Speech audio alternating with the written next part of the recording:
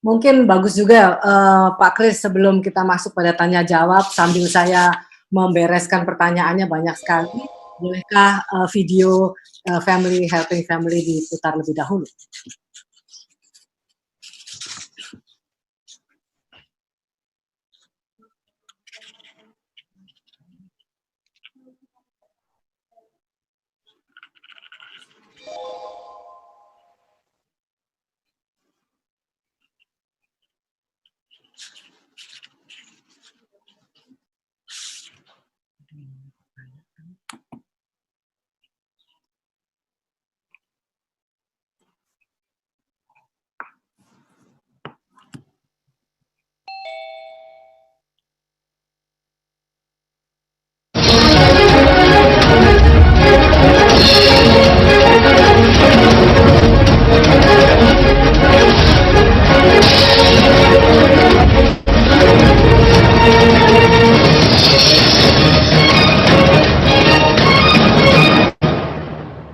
Terus bertambah.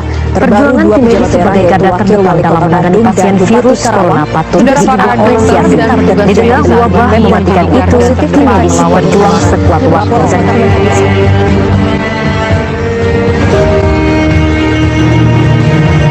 Masker bedah yang biasanya dijual seharga Rp20.000 per pak, kini dilepas dengan Rp40.000 per pak. Badan Kesehatan Dunia WHO telah mengumumkan status darurat dunia atas virus corona yang sedang mewabah.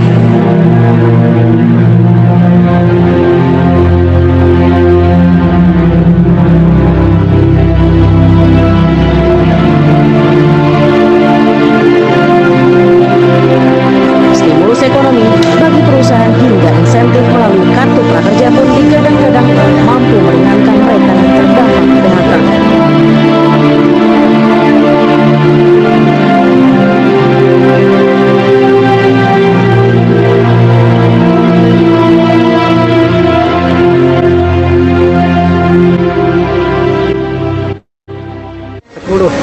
Ini dengan paradigma tadi bahwa ini adalah musibah dan tidak dikendaki oleh yang bersangkutan.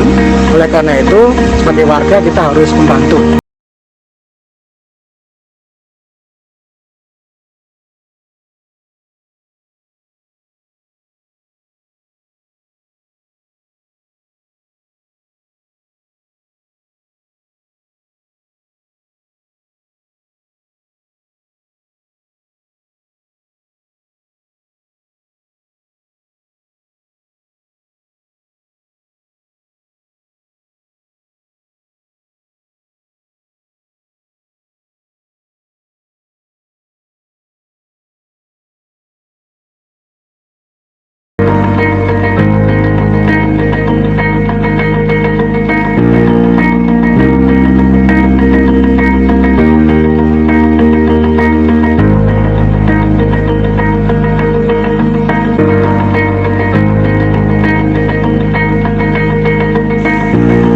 Salam sejahtera, salam sehat bagi keluarga-keluarga semua. Saudara-saudariku yang terkasih, yang berbahagia, dan tentunya juga yang diberkati oleh Allah. Dalam masa pandemi COVID-19 ini, keluarga adalah korban dan sekaligus kekuatan yang sungguh luar biasa untuk dapat melalui wabah virus corona ini. Korban artinya karena wabah ini bisa memisahkan dan memporak-porandakan persatuan keluarga-keluarga, ekonomi rumah tangga, kesehatan jasmani dan rohani, dan keimanan keluarga kepada Allah. Kekuatan artinya blessing in disguise, lebih berkualitasnya hubungan dengan anggota keluarga, kebersamaan, persatuan, persaudaraan, dan toleransi dengan sesama, dan pengalaman iman dengan Tuhan. Maka kita harus mendukung pemerintah, gereja, seluruh elemen masyarakat dengan kesediaan untuk menyapa, peduli, dan berbagi dengan keluarga-keluarga dan saudara-saudari di sekitar kita. sapaan yang ikhlas, kepedulian yang dengan hati, dan bantuan meskipun kecil sangat bermanfaat bagi mereka yang membutuhkan. Mari kita gerakkan dan tularkan semangat untuk caring and sharing.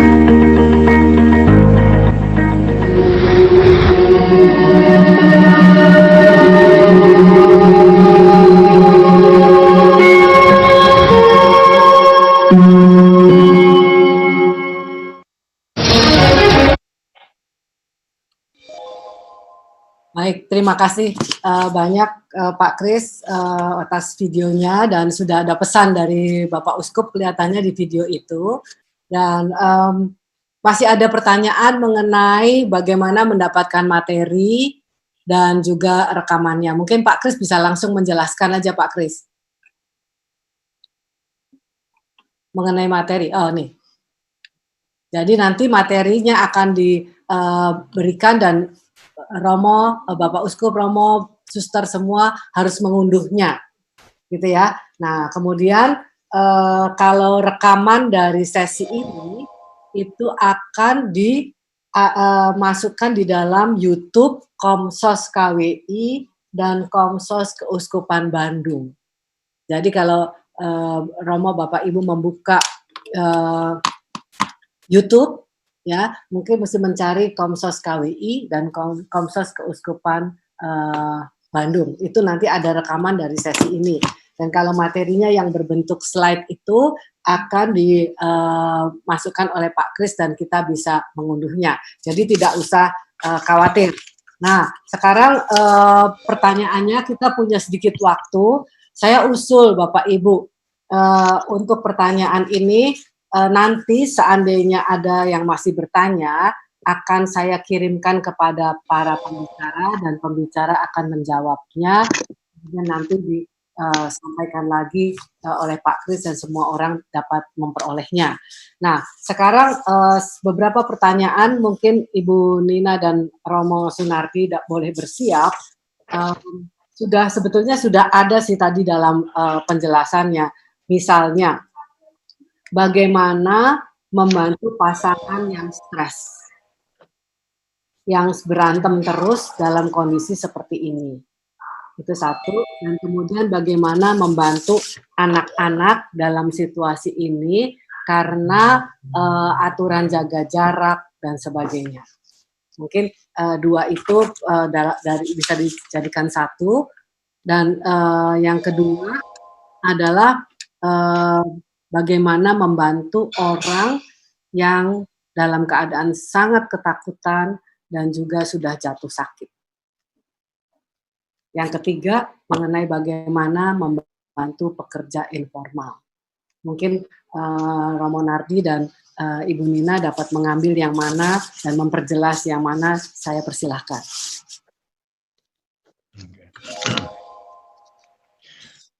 Oke, saya menjawab bagian yang pertama. Bagaimana membantu keluarga yang mengalami stres dan konflik di antara mereka. Seperti sudah saya jelaskan, mereka perlu dibantu keadaan krisis ini mengubah keadaan mereka. Ini harus dijelaskan, mengubah keadaan mereka, ritme hidup berubah, cara hidup, cara kerja berubah, sumber-sumber kegembiraan yang biasanya dimiliki hilang.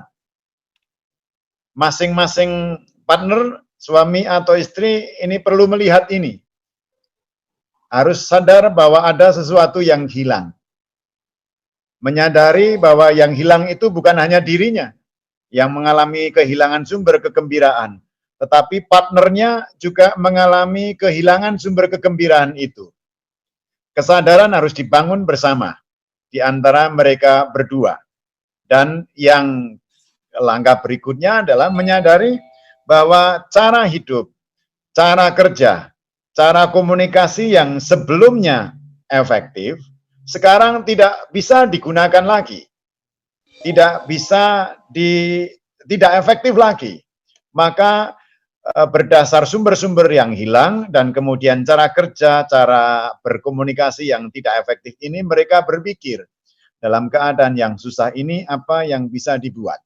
apa yang bisa dikerjakan bersama untuk mengurangi stres dan sekaligus untuk mengembalikan sumber-sumber kegembiraan yang ada. Nah, mengenali sumber-sumber kegembiraan yang hilang itu penting. Kalau mereka bisa dibantu, misalkan saja dengan pertanyaan, apa saja yang dahulu menggembirakan kamu berdua, Bapak Ibu? Apa saja? Dalam hidup harian, dalam mingguan, atau setiap dalam komunikasi, apa saja? Nah, membantu mereka menemukan suatu pengganti sumber kegembiraan itu dan melakukannya pelan-pelan. Maka barangkali stresnya akan berkurang. Mereka tidak akan fokus pada apa yang buruk saja, tetapi mulai mendapatkan kegembiraan dari hal-hal baru yang mereka buat bersama.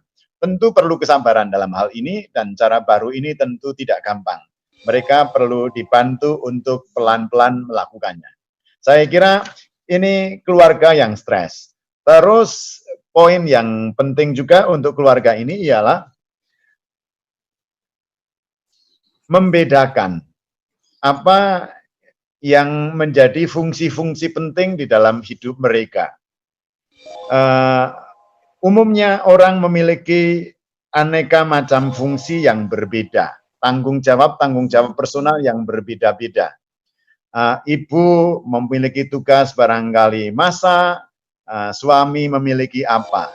Nah, mengenali tanggung jawab menurut porsi-porsinya dan membantu mereka untuk menjalankannya sesuai dengan tanggung jawabnya, ini juga akan membantu mereka fokus pada apa yang dibuatnya. Apa yang menjadi urusan partnernya juga harus dikerjakan oleh mereka sendiri, tanpa mencampuri. Ini akan membantu mereka untuk berpikir tentang orang lain, tentang kesalahan-kesalahannya atau sumber-sumber stresnya. Tapi fokus pada apa yang menjadi tanggung jawabnya dan selesai. Menyelesaikan tanggung jawab itu sendiri kerap kali bisa menjadi sumber kelegaan, sumber kegembiraan bagi yang bersangkutan. Nah, ini saya kira suatu trik-trik bagi keluarga supaya mereka bisa mencari cara baru yang lebih efektif dalam situasi yang memang berubah. Silakan Bu Nina. Oke, terima kasih Romo. Saya juga ingin menjawab yang pertanyaan awal dulu.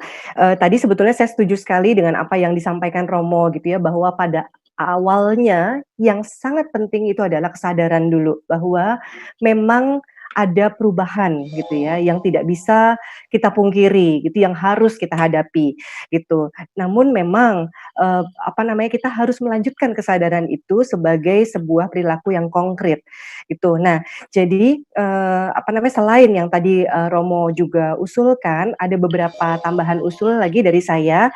Itu penting bagi suami istri untuk punya batasan-batasan yang jelas gitu. Contohnya apa yang bisa dilakukan bersama, apa yang tidak bisa dilakukan bersama, atau misalnya ketika si A melakukan B, maka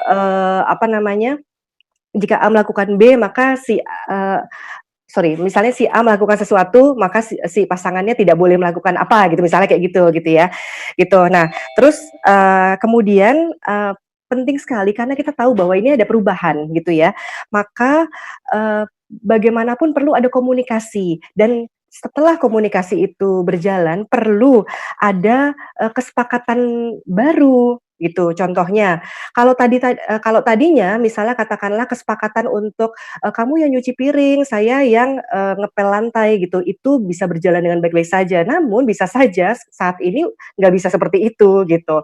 Maka buatlah kesepakatan baru yang mungkin berbeda daripada sebelum-sebelumnya, dan nggak apa-apa, dan lakukan itu gitu. Nah, walaupun sekarang semua hanya di rumah saja, tetap penting punya me time gitu. Me time ini memang jadi sesuatu yang sangat sulit sesungguhnya gitu ya bagi pasangan gitu pada saat ini.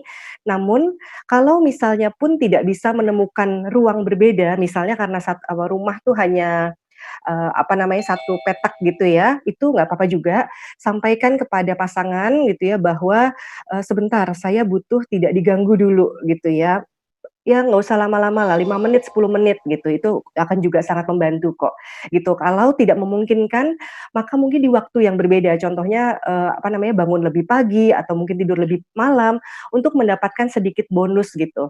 Itu tuh akan memperkuat kita sendiri sehingga, bisa, apa namanya, lebih nyaman gitu. Pada dasarnya ketika kita tuh punya ruang gitu ya di dalam, apa namanya, kalau misalnya kita tuh kayak udah ngosongin gitu emosi-emosi kita yang negatif, maka emosi positif itu akan bisa dengan cepat datang kembali, gitu. Nah, terus kemudian, banyak sekali pasangan yang memang tuh hanya berdua saja. Maka jika kita ingin mengaktifkan keluarga, bantu keluarga, maka, bisa saja justru ada kayak semacam pertemuan-pertemuan keluarga di lingkungan atau di paroki gitu ya, supaya bisa saling curhat gitu sebetulnya satu sama lain. Ini juga akan saya, usulkan kepada mereka yang ingin membantu anak-anak gitu. Jadi, bisa saja kita tuh bikin kayak semacam, kayak tadi tuh, curhat bersama yuk gitu. Nah waktu itu saya, kebetulan anak-anak saya sempat gitu mengikuti, salah satu sesi curhat bersama yang dilakukan oleh mahasiswa psikologi UI gitu pada saat itu gitu ya. Jadi banyak di antara, peserta ya anak SMP dan SMA waktu itu mereka mengikuti gitu, mereka cerita dan setelah itu, mereka mendapatkan, ide-ide bagaimana bisa menyelesaikan masalah mereka dan itu memberikan kelegaan juga gitu bagaimanapun, kepada anak-anak ini bahwa ada nih orang lain yang mau mendengarkan mereka, gitu. Nah di luar itu kepada anak-anak sih kita bisa membantu dengan, memberikan beragam ide aktivitas. Jadi kita tahu bahwa cukup banyak, eee, apa namanya, anak tuh yang sampai bosen banget ya, seharian tuh dia mungkin main game terus gitu ya. Jadi daripada dia sekedar main game saja, maka berikan ide-ide aktivitas yang berbeda, yang mudah gitu untuk dilakukan. Jadi katakanlah, dia misalnya bermain bola gitu, maka bola ini sebetulnya bisa divariasikan dengan segala cara gitu, di-dribble atau dilempar ke atas, atau ditendang, atau ditaruh di kepala supaya mereka, mencoba berjalan gitu ya dengan bola gitu ya, atau dikempit di kaki gitu ya, terus kemudian mereka melompat-lompat dengan bola, itu baru dengan bola gitu ya. Tapi kita bisa memvariasikan berbagai macam ide, kegiatan walaupun mungkin alatnya ya itu-itu saja sebetulnya gitu ya, jadi variasikan saja gitu. Eee, itu mungkin untuk pertanyaan pertama, apakah langsung lanjut untuk yang sangat ketakutan dan jatuh sakit, Bu Catherine? Boleh langsung lanjut. Oke, untuk yang tadi ya, jika memang ada keluarga yang, apa namanya, kita tahu gitu ya, mereka tuh sangat-sangat ketakutan gitu ya, ketakutan tertular gitu ya, kan, jadi kita bisa melihat ya, apakah misalnya tetangga kita atau orang lingkungan kita itu sangat takut gitu ya, misalnya ketika mereka tuh betul-betul melakukan withdrawal, penarikan diri, tidak mau ketemu sama orang lain. Bahkan ada juga orang-orang yang saking takutnya juga, misalnya, eee keluar gitu ya dari grup gitu karena tidak mau mendengarkan informasi-informasi yang, mereka anggap negatif gitu. Nah, eee, jika kita menemukan keluarga-keluarga semacam itu, maka, pertama kita mesti memastikan bahwa keluarga ini memang berada di tempat yang aman gitu ya. Jadi mungkin kalau ini memang adalah orang yang separoki sama kita, kita tahu mereka tinggal di mana gitu ya dan kita dengar-dengar, "Oh itu kok ternyata, sangat menutup diri ya," gitu ya. Kita pastikan bahwa mereka memang, ada di situ gitu ya, terus kemudian, apakah mereka sakit dan lain sebagainya gitu. Nah, terus kemudian jika memungkinkan memang, dijangkau gitu, dijangkau itu bisa misalnya kita chat gitu ya, entah WhatsApp atau apa gitu ya, atau memang sekedar berkunjung.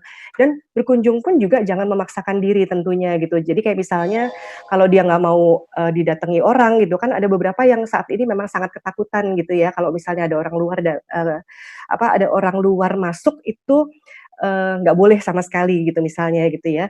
Tapi bisa misalnya kita kirimkan kartu atau kita kirimkan apa namanya, katakanlah makanan tapi yang terbungkus gitu ya dan, sekarang itu kalau ngirimin sesuatu itu memang agak tricky gitu ya karena bisa jadi kita harus bikin bungkusnya tuh double gitu supaya bungkus yang luar bisa dicuci, sementara bungkus yang dalamnya itu masih tetap melindungi kiriman kita gitu ya. Nah jadi, itu lebih, untuk menunjukkan bahwa kita punya perhatian gitu sebetulnya kepada keluarga ini dan ketika dia sudah merasa nyaman gitu ya dengan sapaan keterbukaan kita, tentunya kita bisa menawarkan bantuan lain gitu, apakah mau bercerita gitu misalnya, atau katakanlah ya, dia mungkin benar-benar tegang sekali gitu. Sebetulnya ada nih langkah-langkah yang bisa dengan cepat menurunkan ketakutan, yaitu bernafas mendalam, gitu. Jadi, kalau kita cermati, orang-orang yang mengalami ketakutan luar biasa, itu, biasanya nafasnya kemudian jadi lebih pendek-pendek, gitu ya. Kalau kita hitung 1 menit itu bisa lebih dari 25 nafas bahkan. Jadi 1 kali nafas itu, tarik nafas, terus turun kembali gitu ya, itu kan 1 nafas. Pada mereka yang ketakutan sekali itu bisa dalam 1 menit lebih dari 25 nafas gitu. Nah, bantu mereka yang sampai ketakutan seperti ini untuk menghitung nafasnya, kemudian bantu untuk menenangkan nafasnya gitu ya. Jadi, kita bisa memandu misalnya lewat telepon, tarik, lepaskan, gitu ya, secara perlahan, itu berulang kali, gitu. Terus kita tanya, "Udah berapa nafas per menit?" Gitu misalnya. Nah, sesungguhnya dari langkah yang simpel itu saja, apa namanya, kita kan bisa kayak, apa ya, melapangkan dada gitu ya, gitu. Dan kemudian, ketika kita bisa bernafas dengan lebih tenang, maka oksigen itu juga akan masuk ke dalam otak kita gitu, sehingga kita bisa kembali berpikir. Dan biasanya banyak sekali, keluhan fisik itu juga menjadi sembuh ketika psikosomatis itu juga menghilang gitu ya. Jadi kalau tadi ya kondisi ketika kita nafasnya jadi jauh lebih cepat, terus kemudian tegang dan lain sebagainya gitu ya, seringkali itu juga menjadi psikosomatis dan itu bisa menimbulkan betul-betul sakit fisik yang kemudian bisa kita kurangi sebetulnya dengan teknik bernafas dalam tadi. Ada beragam lagi teknik, untuk mengurangi, mungkin kapan-kapan kita bisa, apa namanya, cerita-cerita lagi lebih lanjut, tapi itu akan sangat bisa membantu keluarga-keluarga yang mengalami ketakutan luar biasa. Dan kepada keluarga yang, jatuh sakit gitu ya, seperti yang tadi saya sampaikan, pastikan bahwa mereka juga memang sudah mendapatkan perawatan, mungkin jika mereka membutuhkan dana gitu ya untuk perawatan gitu ya, kita bisa, apa ya, kolekkan gitu, ngumpulin gitu dari teman-teman bareng-bareng gitu, ayo ini si keluarga ini ternyata dia nggak bisa dapat di rumah sakit pemerintah sehingga harus di rumah sakit swasta, ternyata biayanya besar, ayo kita bantu," gitu misalnya seperti itu gitu. Tapi adanya kesatuan ini bukan hanya sekedar uangnya saja gitu ya, itu akan sudah sangat, terasa membantu gitu secara psikologis, gitu. Itu mungkin Saya Romo mau tambahkan, nambahi? Mhm. oke, saya tambahkan pada yang takut. Selain pada pelatihan pernafasan dalam, ada hal lain yang barangkali perlu diketahui oleh yang takut. Ada 2 kategori, takut dan depres. Kedua-duanya ini penyakit mood, tetapi sebenarnya ada dalam kondisi kurang lebih mirip. Orang yang depres itu fokusnya pada masa lampau, pada apa yang sudah terjadi, yang membebani, yang merusak, atau yang menggagalkan. Orang ini seperti tak bisa melepaskan masa lampaunya. Kalau orang takut, dikuasai, dikendalikan oleh masa depannya. Pikirannya ialah kayak atau what if, jangan-jangan akan terjadi sesuatu buruk yang akan menimpa saya. Nah, ini orang yang takut itu berpikirnya ke sana. Pikirannya mendahului gitu ya, tentang hal-hal buruk. Jadi takut itu pada dasarnya adalah memikirkan hal-hal buruk yang mungkin terjadi pada orang yang bersangkutan. Maka timbullah rasa takut, khawatir pada dirinya. Nah, yang tadi, kalau yang takut itu orientasinya ke depan, masa depan. Kalau orang yang stres berat, depresi, itu orientasinya ke masa lampau. Kedua-duanya sama, kehilangan masa sekarangnya. Tidak mampu untuk menikmati momen by momen. Karena kalau yang takut itu ngelantur, liar sekali tentang hal yang buruk, yang depres itu ke masa lampaunya. Nah, karena yang sehat itu adalah yang hilangkan, stay in the moment, maka di samping tadi nafas dalam itu kalau sudah jernih, bantu yang takut itu untuk fokus pada masa sekarangnya, pada apa yang sedang dibuatnya. Dan kerap kali mereka akan sangat bisa terbantu stay in the moment, fokus pada masa sekarang, kalau mereka menggunakan panca inderanya dengan baik. Melihat memahami apa yang dilihatnya. Jangan berpikir yang lebih dari itu, hanya apa yang dilihat, apa yang didengar, apa yang dirasakan. Nah, kalau dia bisa fokus pada apa yang terjadi sekarang, maka pikiran-pikiran yang buruk yang akan terjadi itu akan berhenti. Syukur-syukur pada yang sekarang itu adalah suatu kegiatan-kegiatan yang memberikan kegembiraan bagi dia. Maka pada waktu itulah dia akan semakin kehilangan pikiran-pikiran yang memberatkan, yang menakutkan, atau pikiran buruk yang akan terjadi, ini akan hilang. Dengan hilangnya pikiran yang buruk yang akan terjadi, maka ketakutannya juga perlahan-lahan akan menghilang dan mengendor. Dan baru diikuti dengan apa yang tadi sudah diungkapkan oleh Bu Nina. Ini untuk yang ketakutan.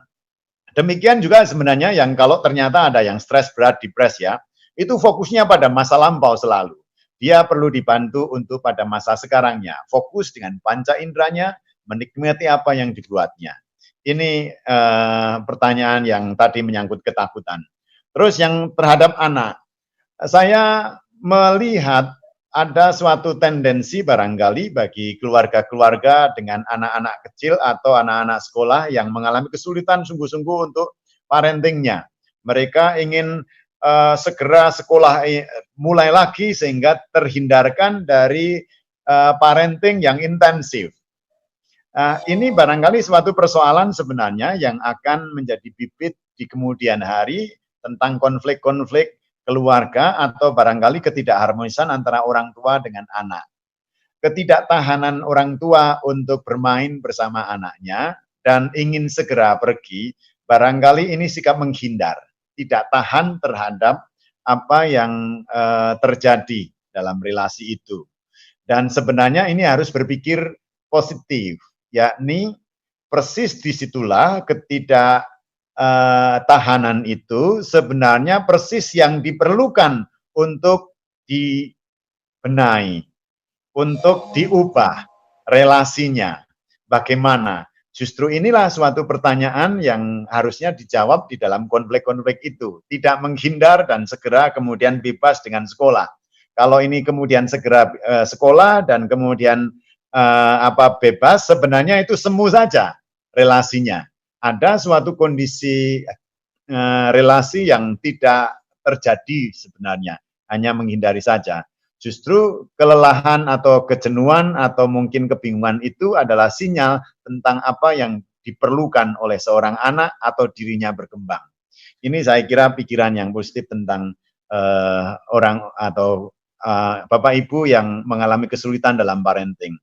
Terus barangkali juga diajak selain kegiatan-kegiatan kreatif yang variatif,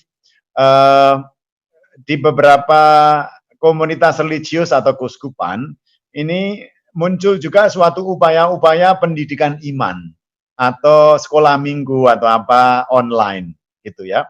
Nah, kalau orang tua bisa mencari peluang-peluang hal ini, dan mengajak anak-anak untuk bermain bersama dalam acara Bina Iman online itu, bersama dengan orang tua. Mungkin ini akan juga menjadi suatu alternatif, bahkan menjadi terobosan baru pembinaan iman.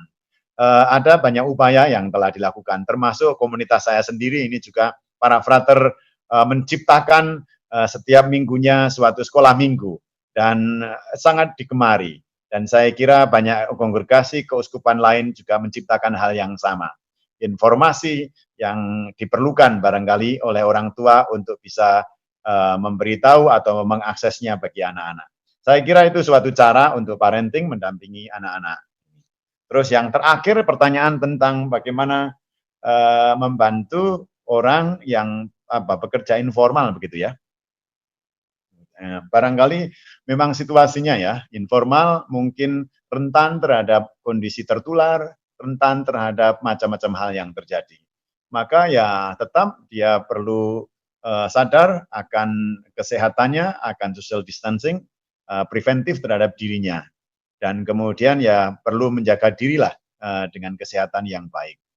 Terus yang kedua, memang pekerja informal ini kerap kali independen dengan dirinya, pengaturan cara hidup, cara kerja, ini bergantung dirinya.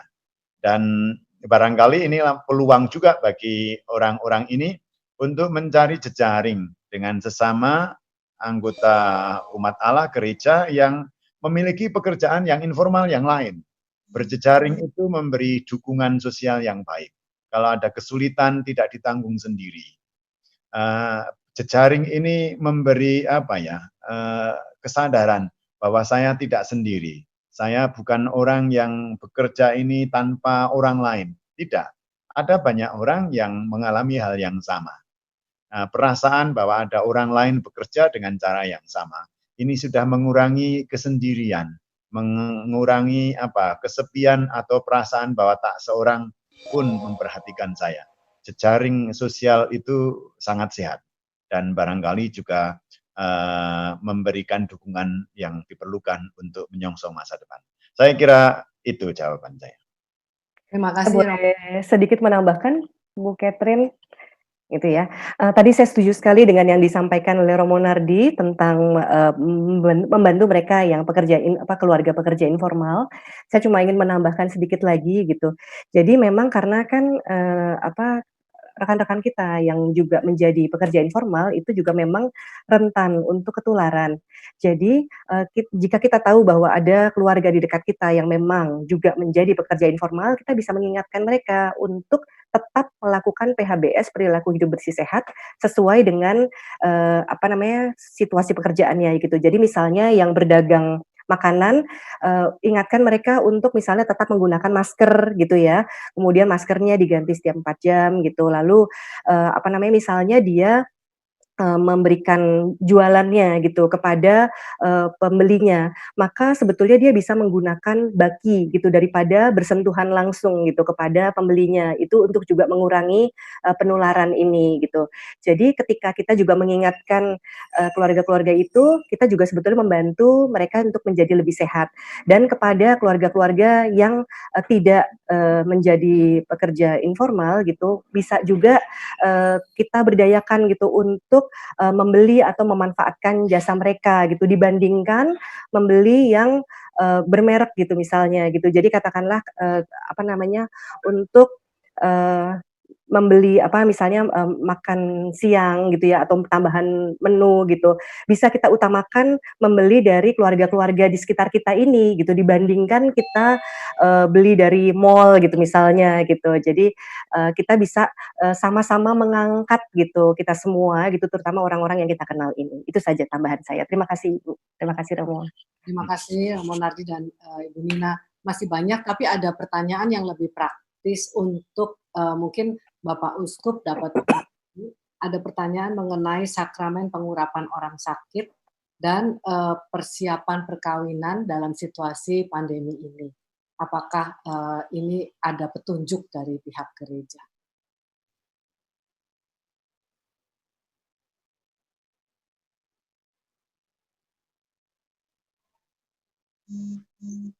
Monsinyur punya mesti di unmute. Ya, oke, bisa. Ya, sepertinya sudah dibicarakan ketika awal-awal semua, ketika mulai pandemi ini masuk, termasuk kesepakatan bersama antara para uskup dan juga dari Paus sendiri, walaupun tetap bisa live streaming itu ada bahayanya juga. Tapi paling tidak kita tetap melayani sesama, kita tetap melayani juga umat kita, tetapi dengan aturan-aturan sebagai yang sudah ditetapkan. Ambil contoh, ketika memberi sakramen orang sakit, itu kalau memang dapat izin dari dokter atau juga dari yang bersangkutan untuk bisa untuk mendapatkan, itu juga bisa, dan juga tetap menjaga dengan masker dan lain sebagainya. Tetapi kalau seandainya itu tidak mendesak, dan tidak seperti omnia paratasun segala-galanya sudah disiapkan dari dulu, itu mungkin masih bisa ditunda. Hanya kalau untuk, saya kira untuk sakramen orang sakit dan sebagainya, Paus juga pernah menyampaikan sebenarnya, apapun yang kita juga mohonkan dan sebagainya, kita bisa minta langsung kepada Tuhan. Dan juga pendampingan bagi keluarga-keluarganya di situ. Jadi sebenarnya ini sudah berjalan di semua keuskupan dengan baik, tidak terlalu ditakutkan untuk kalau mendesak itu memang harus menggunakan sakramen minyak orang sakit, atau juga ketika pemakaman itu juga sudah dilakukan. Tapi harus pakai aturan-aturan yang sudah disampaikan tadi oleh yang mempunyai wewenang untuk itu. Itu salah satunya. Lalu yang selanjutnya, kalau masih bisa ditunda dan tidak dipersiapkan sebelumnya, itu ditundalah sebelumnya, ditundalah nanti sampai nanti berjalan lebih lancar lagi dan baik lagi. Saya kira itu untuk yang sakramen. Berarti mengenai persiapan perkawinan? Ya, persiapan perkawinan pun kalau sudah ditentukan sekian lama dan persiapannya juga sudah berjalan tadi, omnia paratasum, semuanya sudah siap. Nah, itu bisa dilakukan seperti di gereja katedral ini di Purwokerto. Kemarin ada satu yang sudah tidak bisa, tapi tetap mengatur jaga jarak, termasuk juga hanya beberapa orang, dan itu bisa dilakukan. Jadi kalau memang sudah mendesak itu harus dinikahkan atau omnia paratasum tadi. Tapi kalau tidak, sejauh mungkin masih bisa ditunda untuk pernikahan. Baik, terima kasih Monsinyur dan juga Romo, Bruder, Suster, semuanya. Masih ada pertanyaan yang juga sifatnya juga konkret, nanti akan saya rangkum dan kemudian kirim ke Mbak Nina dan Romo Nardi, begitu ya.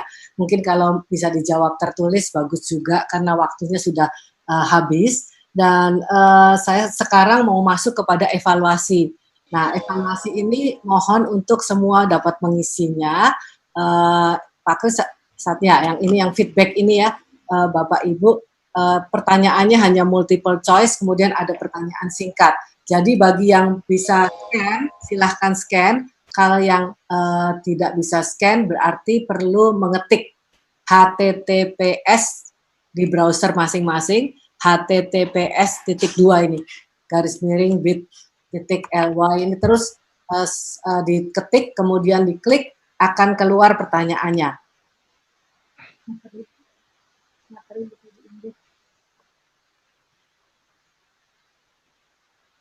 Apakah bisa dilakukan, Bapak Ibu?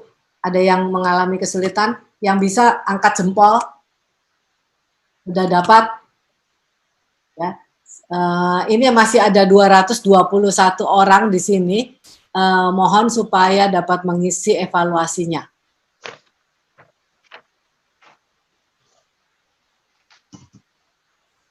Kalau ada yang masih ada kesulitan, saya akan boleh ke WA saya, nanti akan diberikan HTTPS-nya.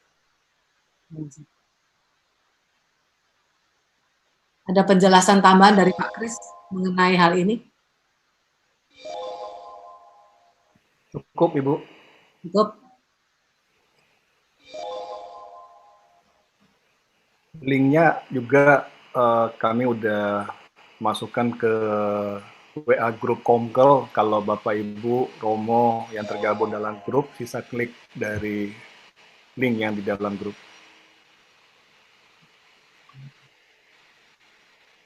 Jadi lebih cepat juga ya. Ya kalau yang anggota dari grup Komkel bisa langsung ketik, langsung klik.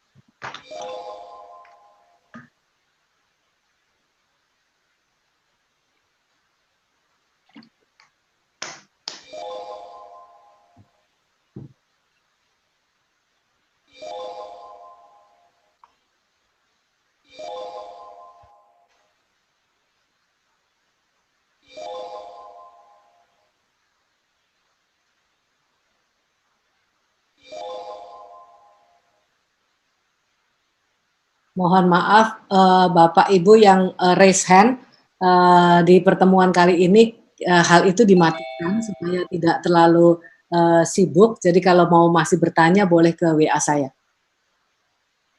Bagaimana Pak Kris? Apakah ada yang sudah masuk evaluasi?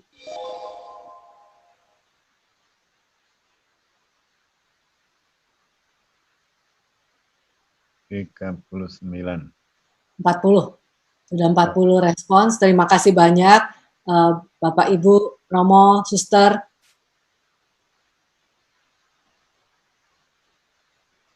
Jadi langsung dapat diketahui berapa orang yang sudah masukkan evaluasi.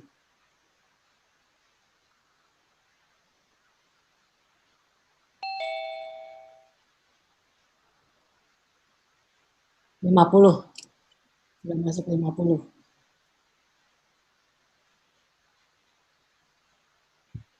Yang mengatakan bahwa seminar ini penting ya, 100% Bapak Ibu. Untuk situasi saat ini, seminar ini juga penting 100%.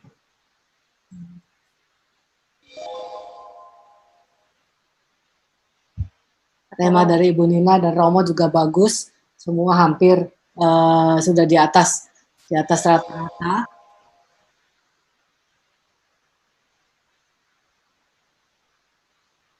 Oke, jamnya katanya masih ada yang kurang tepat ini.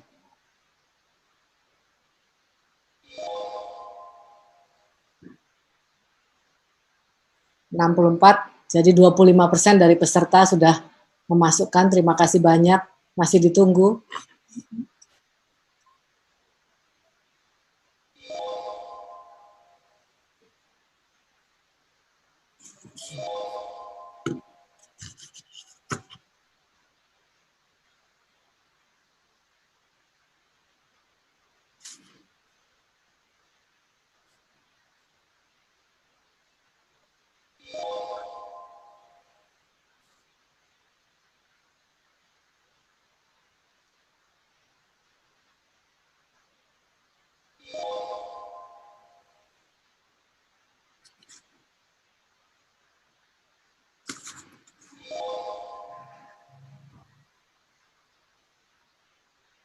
Oke, Bapak Ibu, saya kira waktu kita sudah habis. Yang menyusulkan mengenai evaluasi tetap masih diterima.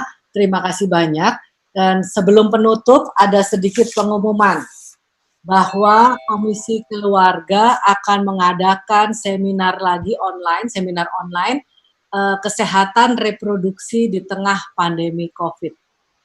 Nah, ini mungkin tadi ada yang mengatakan bahwa jadi ada yang banyak akan banyak punya anak dan seterusnya, itu bagaimana dibahas nanti. Ada dokternya juga di sana, ada Romo Marianto dan juga psikolog di sana yang akan diselenggarakan. Waktunya kelihatannya belum pasti, tapi akan diumumkan di grup. Kemudian yang semula kita akan mengadakan pertemuan untuk penggerak keluarga bagi keluarga-keluarga yang mempunyai anak berkebutuhan khusus, tapi karena situasi ini maka diubah menjadi membuat buku. Jadi akan terbit buku, tapi juga akan ada seminar online sekitar di bulan Juni. Jadi stay tune ya, ini udah seperti di radio aja. Jadi tolong terus melihat apa saja yang bisa kita buat, dan kalau ada usulan tentu akan sangat membantu. Saya tidak akan meringkas apa yang disampaikan karena semuanya sudah sangat jelas dan ada materinya. Intinya, yuk mari kita bergerak, dan banyak sekali keluarga di sana yang membutuhkan kita dapat membantu. Kita akan minta Monsinyur untuk menutup dengan doa dan berkat. Kita berdoa dalam nama Bapa dan Putra dan Roh Kudus. Amin. Allah Bapa yang Maha Kasih, puji dan syukur kami haturkan kepadamu. Pada saat-saat ini pun kami masih tetap bersyukur, masih diberi kesempatan, masih diberi waktu, dan masih diberi kenikmatan hidup, bahkan juga masih selalu lebih beruntung dari banyak orang. Kami diberi sehat, banyak kemampuan, dan tentunya kami juga ditetapkan untuk berbagi, untuk juga memberikan kepada yang lain. Terima kasih Tuhan, pakailah kami, kaki tangan kami untuk pelayanan kepada sama kami, dan juga pakailah hati kami untuk benar-benar mempunyai hati bagi yang lain, dan pakailah juga pikiran kami untuk sungguh-sungguh dapat mengajarkan, membantu, membuka mata hati mereka dengan baik. Dan ini semua sudah berjalan dengan lancar dan baik. Semoga juga kami dapat merealisasikan apapun yang kami dapatkan semuanya ini demi kemuliaan namamu dan tentunya juga demi pelayanan kepada sesama. Tuhan bantulah kami tidak hanya berhenti pada masalah ini, tetapi kami juga selalu punya harapan kepadamu besar, supaya banyak orang yang sungguh-sungguh juga memberikan sesuatu ilmunya, sehingga dapat menyelesaikan virus ini, dapat mengobati dan menemukan vaksin yang baru yang sebenarnya dapat menyelesaikan semua permasalahan ketika sudah muncul vaksin atau juga muncul obatnya. Kami berdoa sungguh, kami berharap sungguh kepadamu, maka tanda inilah kami walaupun berusaha untuk melayani, kami juga berusaha untuk memberi sesuatu pelayanan kepada sama kami, tapi kami juga tetap memohonkan untuk kepastian, baik waktu, baik penyakit ini, baik juga kepastian untuk memohon untuk penyembuhannya. Kami tetap setia dan taat kepadamu ya Tuhan, karena cinta kami kepadamu. Semoga ini semua kami lakukan dengan hati kami, dengan pikiran kami, dengan seluruh kehidupan kami, demi kemuliaan namamu dan pelayanan kepada sesama. Semua ini kami haturkan dan perantaraan Kristus Tuhan kami, yang hidup dan berkuasa bersama Engkau dalam persekutuan dengan Roh Kudus, Allah sepanjang segala masa. Amin. Tuhan bersamamu, Dan semoga kita semua bersama diberkati oleh Allah yang Maha Kuasa, Bapa dan Putra dan Roh Kudus. Amin. Amin. Terima kasih banyak. Terima kasih kepada Romo Nardi dan Ibu Nina untuk sharingnya dan sampai jumpa.